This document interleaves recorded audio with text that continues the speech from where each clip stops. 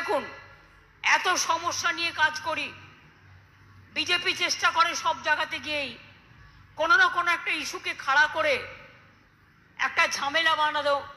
কোথাও আদিবাসীদের সাথে মুসলিমদের দাঙ্গা বাঁধায়, কোথাও হিন্দুদের সাথে মুসলমানের দাঙ্গা বাঁধায়, কখনো শিখের সাথে খ্রিস্টানদের দাঙ্গা বাঁধায়।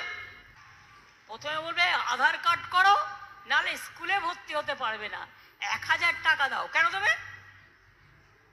রেশন কার্ড করবে, স্মার্ট কার্ড করবে, আধার কার্ড করবে, কোভিড কার্ড করবে, জন্ম মৃত্যুর কার্ড করবে।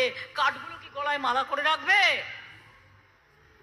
আর তারপরে কার্ডগুলো আবার বুঝুন কাউকে না জিজ্ঞেস করে অসংখ্য কার্ড বাতিল করে দেওয়া হয়েছে। আমি বাংলার মানুষকে বলতে পারি, ভয় পাবেন না, আমি আছি। বাংলায় একটি স্কিমকেও আমি আধার কার্ডের সাথে সংযুক্ত করতে দেব না, সেরকম হলে যদি দেখি আধার কার্ড নিয়ে ওদের কোনো ছলনা আছে।